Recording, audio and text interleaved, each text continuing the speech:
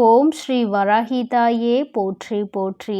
என் செல்ல குழந்தையே, உன் வராகி அம்மா உன்னுடைய வாழ்க்கைக்குள் முழுமையாக வந்துவிட்ட வெற்றி செய்தியை தான் உனக்கு இன்று நான் கொண்டு வந்திருக்கிறேன். என் தங்கமே, வராகி உன் வாழ்க்கையில் இருக்கின்றாள் என்பதனை நீ சில காலமாக உன்னால் உணர முடிகிறது என்பதை நிச்சயமாக இந்த தாயானவள் என்னால் அறிய முடிகின்றது. என் தங்கமே, நான் உன் வாழ்க்கையில் வந்துவிட்ட பிறகு பல நல்ல விஷயங்களை உனக்கு எடுத்து சொல்லிக் கொண்டு இருக்கிறேன். பல கெட்ட விஷயங்கள் உன் வாழ்க்கையில் நடந்து கொண்டிருப்பதையும் உனக்கு உணர்த்தி கொண்டுதான் இருக்கின்றேன். என் பிள்ளையே, நல்லதை யார் சொல்கின்றார்கள் என்பது முக்கியம் கிடையாது. எதற்காக சொல்கிறார்கள், எப்படி சொல்கிறார்கள், ஏன் சொல்கிறார்கள் என்பதை நீ உணர்ந்தாலே அதை சொல்பவரை விட கேட்பவருக்கு தான் நன்மைகள் அதிகம் என்பதை நீ புரிந்து கொள்வாய். மற்றவர்கள் பேச்சினை கேட்க வேண்டும் என்ற அவசியம் உனக்கு கிடையாது. ஏனென்றால் அவர்கள் ஒரு நேரம் நல்லதை சொல்வார்கள், இன்னொரு நேரம் கெட்டதையே நல்லது போல எடுத்து சொல்வார்கள். ஆனால் உன் அம்மா நான் அப்படி கிடையாது. எனக்கு என் குழந்தைகளின் வாழ்க்கை நன்றாக இருக்க வேண்டும். உன் தாயானவள் எனக்கு எந்தவிதமான சுயநலமும் ஒருபோதும் கிடையாது. என் குழந்தைகள் நன்றாக இருந்தால் அது ஒன்றே எனக்கு போதுமானது. அதற்காக தானே இந்த வராகியானவள் உன்னுடைய வாழ்க்கையில் பல நல்ல விஷயங்களை செய்து கொடுத்து கொண்டிருக்கின்றேன். என் தங்கமே, என்னதான் செய்தாலும் இந்த வாழ்க்கையில் ஒரு 3 விஷயங்கள் மட்டும் மீண்டும் மீண்டும் வருவது கிடையாது. ஒன்று, நேரம். முடிந்த நேரத்தை ஒரு நாளும் உன்னால் திரும்ப மீட்டெடுக்க முடியாது. நேரத்தில் சரியான விஷயங்களை உன் மனது என்ன சொல்கின்றதோ அதன்படி நீ செய்துவிட வேண்டும். ஏனென்றால் அந்த நேரத்தில் முடிக்காமல் மறுபடியும் அதை செய்ய முடியவில்லை என்று நினைத்து வேதனைப்பட்டு கொண்டிருக்க கூடாது. அல்லது தவறான ஒரு விஷயத்தை செய்துவிடவும் கூடாது. என் தங்கமே, இரண்டாவது, பேசுகின்ற வார்த்தைகள். வார்த்தைகள் மிகவும் கூர்மையானது. கத்தி முனையை விட வார்த்தைகள் மிகவும் கூர்மையானது. என் குழந்தையே, எதிரில் நிற்பவரை குத்தி கிழித்துவிடும் என்பதை நீ மறந்து விடாதே. என் தங்கமே, இந்த வாழ்க்கையில் நிச்சயமாக ஒவ்வொருவரிடமும் பேசும் பொழுது கவனமாக பேச வேண்டும். ஏனென்றால் பேசிய பிறகு அந்த வார்த்தைகளை ஒருபோதும் அள்ள முடியாது என்பதை நீ தெரிந்து கொள்ள வேண்டும். மூன்றாவது, சூழ்நிலைகள். இன்று இருக்கின்ற சூழ்நிலைகளை யார் நினைத்தாலும் மாற்ற முடியாது. என் தங்கமே, அதனால் இந்த 3மே ஒரு முறை நடந்துவிட்டால் மீண்டும் திரும்ப கிடைக்காது. இந்த விஷயங்களை நீ ஒவ்வொரு நாளும் சரியாக பயன்படுத்தி கொள்ள வேண்டும்.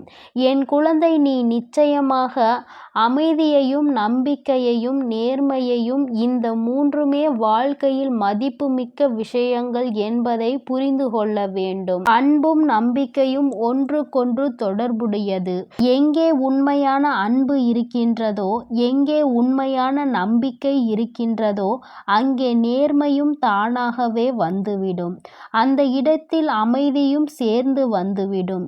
என் குழந்தையே, உன் வாழ்க்கையில் இவை எல்லாம் உனக்கு கிடைக்கும் என்று இந்த வராகியானவள் இன்று உனக்கு நல்ல வாக்கினை தந்திருக்கிறேன். நிச்சயமாக அவை எல்லாம் நடக்கும் பொழுது இதுவரை நீ என்னை உணராவிட்டாலும் இனிமேல் நிச்சயமாக உணர்ந்து கொள்வாய். என் பிள்ளையே, நீ மனதில் கொண்ட சில விஷயங்கள் உனக்கு இன்று நல்ல விதமாக வெற்றியினை பெற்று கொடுக்க போகிறது. நீ செய்ய வேண்டும் என்று நினைத்துவிட்ட பிறகு அது நடக்குமா நடக்காதா என்ற சந்தேகம் உனக்கு சிறு துளி அளவு கூட தேவை கிடையாது. நடத்தி கொடுப்பவள் இந்த வராகி நானாக இருக்கும் பொழுது நிச்சயமாக என் குழந்தைக்கு வாழ்க்கையில் ஒவ்வொன்றும் வெற்றியாகவே மாறும். என் குழந்தைக்கு இந்த செவ்வாய்க்கிழமை நாள் மிகவும் நல்ல நாளாக அமைய இந்த வராகி உன்னோடு துணை நிற்பேன் என்பதை நீ மறக்கக்கூடாது. கஷ்டம் வந்தாலும் என் குழந்தை நீ நேர்மையாக இருக்க வேண்டும்.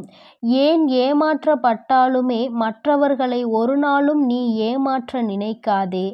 ஏனென்றால் உன்னுடைய நம்பிக்கை, உன்னுடைய வேண்டுதல் ஒரு நாளும் உன்னை கைவிடாது என்பதை நீ மறந்து விடாதே. வாழ்க்கையில் நிம்மதியாக இருப்பதற்கு இரண்டு வழிகள் இருக்கின்றது. என்ன தெரியுமா? ஒன்று, உன்னுடைய பிரச்சனைகளை அடுத்தவரிடத்தில் சொல்லக்கூடாது. 2, அடுத்தவர்களினுடைய தனிப்பட்ட பிரச்சனையில் நீ தலையிடக்கூடாது. அம்மா இந்த விஷயத்தை இப்படி சொல்வதற்கும் ஒரு காரணம் இருக்கின்றது. என்ன தெரியுமா? உன்னுடைய பிரச்சனைகளை கேட்பவன் உனக்கு ஆறுதல் சொல்வதற்காக கேட்க மாட்டான். உனக்கு என்ன பிரச்சனை இருக்கின்றது என்பதை தெரிந்து கொள்வதற்கு ஆர்வமாக நின்று கொண்டு அதை கேட்டு மற்றவர்களிடம் சொல்லி சிரிப்பான். உண்மையாகவே உனக்கு ஒருவர் ஆறுதலை சொல்ல வருகின்றார் என்றால் அவர்கள் உன்னிடத்தில் ஒருபோதும் உன்னுடைய கதையை கேட்டு கொண்டிருக்க மாட்டார். மாறாக உனக்கு முதலிலேயே ஆறுதலை கொடுத்துவிட்ட பிறகுதான் நீ சொன்னால் மட்டுமே அது என்ன விஷயம் என்று தெரிந்து கொள்ள நினைப்பார்கள்.